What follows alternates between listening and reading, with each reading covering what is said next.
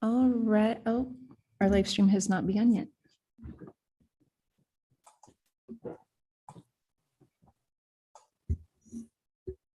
Trying to jump the gun here.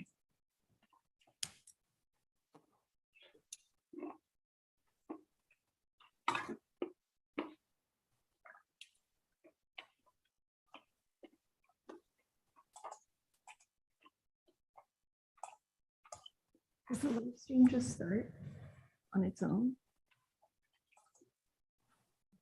Okay.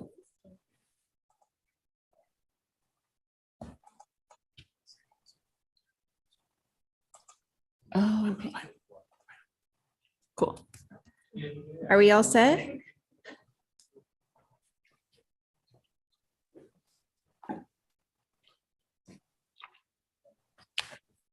I know we put it, oh, there it goes. Okay. All right, everyone. This is the time and place for the Harris Ranch Community Infrastructure District Board meeting of August 30th. Clerk, will you please call the roll? Agent. Here. Clegg. Here. Woodings. Here. All present. All right, the first step on the agenda, item 2, is the approval of the minutes from the regular meeting, August 16th, 2022. Madam Chair, Yes. I would move to approve the minutes from August 16th, 2022. Second.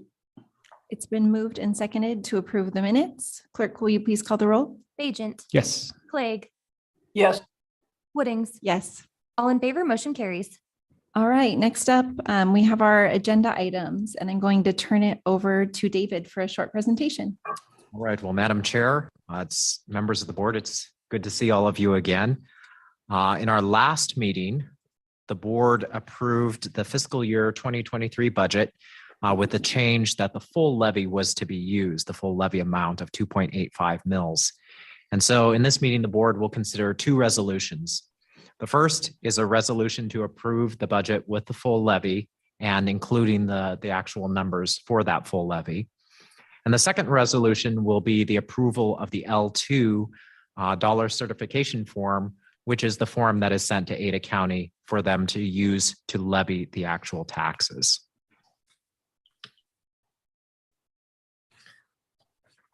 The fiscal year 2023 budget is materially the same as the one that was presented at the July 19th public hearing with 2 changes. The first is that the levied amount has been updated to incorporate Ada County's latest estimate for the taxable value of the district. And this reduced the revenue in line 1 of this budget by about $3,000. And then the second change is that the contingent revenue in line 8 and the total debt service in line 20 have been increased by $395,000. And the reason for that is that the district will be unable in fiscal year 2022 to issue the general obligation debt as originally planned. And so this shifts that revenue and expense into the next fiscal year where it will be used to pay off outstanding bonds. Any questions about that? Questions? I don't see any. Thank you. Okay. Real quickly, just looking at the actual levy itself and the bonding capacity. The bonding capacity changes slightly based on interest rates. The last time we were here, I had stated 8 million as being the overall capacity that could be issued with a $0.7 million incremental revenue. That's shifted slightly as rates have gone up. It's meant that the overall bonding capacity has dropped slightly. And so on the screen, you can see the full levy dollar amount that was present in the budgets for fiscal years 21, 22, and 23 at the 1 million, 1.4 million, and then 2.1 million. And then in yellow is the incremental amounts that are used to issue the debt.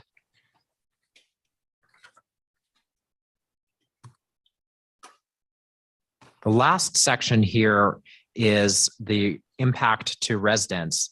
And in our last meeting, the board had questioned whether the representative home, singular, was truly representative of the entire district. And so I went back and increased the data set to look at 30 homes and found that while a 41% increase was probably high, it's probably closer to 36 to 37% increase for existing homes.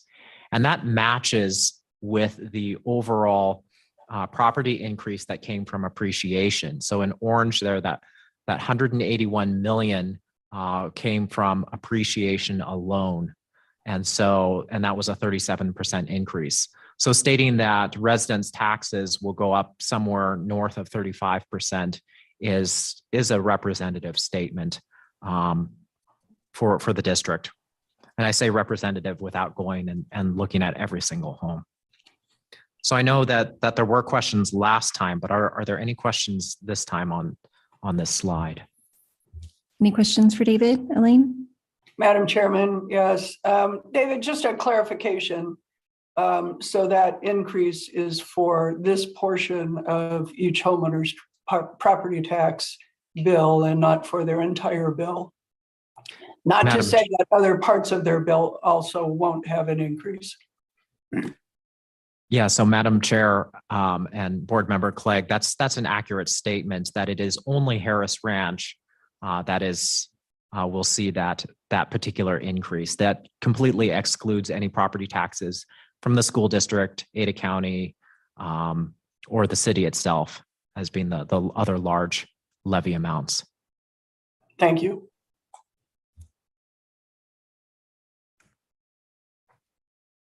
All right. That actually concludes all of my remarks for that particular resolution. I'll stand for any questions. Are there any additional questions for David? David, I just wanted to say thank you for the follow-up on the information that you provided and the additional context. Really appreciate it. All right, well, we have a couple of resolutions before us. What is the will of the board? Oh, is there anything additional, David? Just for this L2 resolution, just so that you have all of my statements, this is a procedural matter, which is just simply to approve the L2, which was included in the meeting packet, which will transmit to Ada County the amounts that they should levy based on the budget. Great.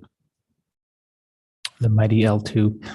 Madam Chair, I would move to approve HRCID 10-2022. That's the resolution approving the fiscal year 2023 operating budget for the Harris Ranch Community Infrastructure District. I believe that Board Member Clegg seconded. So you're muted. Oh, sorry, second. I went on mute and forgot. Thank you. Is there any discussion on the motion? I'm just going to make a couple of comments since I was the lone board member who voted against this budget proposal in our last meeting. It's still my belief that a 37% increase in CID taxes for members of the Harris Ranch CID is too much. I still stand in support of us looking at that levy rate year over year and seeing what impact that's going to have on homeowners with, the many things that we discussed around balancing the brevity of paying down those bonds with that impact on homeowners. So I will be voting against the motion. Madam Chair. Yes. Thank you. And I understand your concern. I also share it, but also believe that our obligation is to find if we have a budget that fairly represents reimbursable expenses and fairly represents the assessed market value of the district. I believe we do. Having said that, I agree that it's time to review this maybe in a bigger way and to review it much before we get to budget next year. And after we have voted, if it's appropriate, I'd like to have a short discussion about how we might direct staff to bring us information that would allow us to understand at this assessment rate, what's the payoff period of the bonds that we have available to approve via the contract that is between the district and the developer and understand the impact of continued increases like this on that future bond issuance and payment, and whether or not there's a way to minimize the increases and still stay on a payment schedule that is fair to everyone, that I hope can decrease the impact on homeowners at the same time that not just in payment, but at the same time that it allows as much of the infrastructure to get built in a timely and efficiently paid for fashion as we can. So I will be voting for it, but recognize the need for this body to ask staff to take a deeper look in a more strategic way rather than on a one-off, and see if we can't come up with a strategy going forward for how we'll pursue this in the future. Thank you for those comments. I think that makes a lot of sense. All right, hearing no further discussion, clerk, will you please call the roll? Agent, Yes. Clegg, Yes, Woodings, No. 2 in favor, 1 opposed, motion carries. Madam Chair, Yes. I would move to approve HRCID 11-2022. This is the resolution approving the Form L2. second. It's been moved and seconded. Is there any discussion on the L2? Madam Chair, just a comment for those who are watching who may not know, there was an error made on the city's L2 some years ago, and as a result, a request for the boards in charge of them to review them before they're sent off and to be certified. And that's what we have before us. I've reviewed it. As I look at those numbers, they look like the right ones. Thank you. And though I voted against the budget, I will be voting in favor of the L2, having reviewed it and found it to be accurate and correct for transmission to the county. So clerk, will you please call the roll? Agent, Yes. Clegg, Yes. Woodings, Yes. all in favor, motion carries. All So- right. Next up, it's been requested by Board Member Clegg that we have a discussion about items that we would like to have brought back to the board by staff for some more strategic discussion. Thank you, Madam Chair. And I think I described what I was trying to get at and wondered if either of you have a comment on that or staff has any ideas how they might bring that forward to us for discussion so that we could look at this more strategically.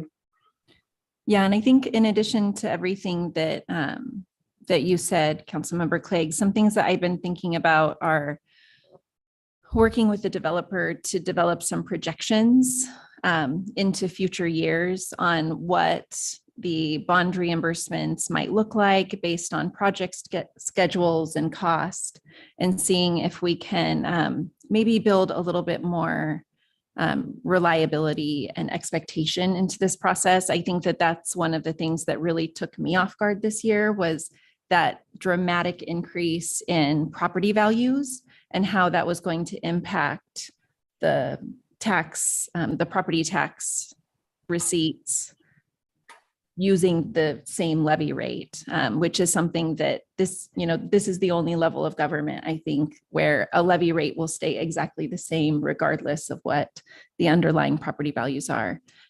So I think that developing some projections and expectations around that would be really helpful to everyone. Madam Chair. Yes. I think the most helpful thing to me in terms of thinking about this type of question next year would be, the actual math and value changes that would occur as a result of changing the levy rate. And by math and value changes, what I mean is the effect on the bonding authority, the effect on what portions of revenues then get shifted to pay accrued interest to the developer, what portions of revenues, land in different places. Because my concern with adjusting the levy rate this year was that although it created a little bit of property tax relief, it looked like a very inefficient use of the revenues, from the district's authority. And so as we think about it next year, I expect we'll be trying to balance that And so just a real clear and crisp description of the long-term outcomes of those types of changes would be helpful. Right. Madam Chair, if quickly, one last thing I would say is that in addition to considering the mill levy, which is one way we've always thought about adjusting the budget in this particular infrastructure district, we might consider a budget increase limitation. And that might be another path to get us to a place that's a little more predictable. And if we can talk about it strategically, as with the items that both you and Councilmember Bajent just talked about, I think we could perhaps project how to go forward in a way that would meet all of the concerns, maybe not perfectly, but more efficiently than balancing them just one way or the other.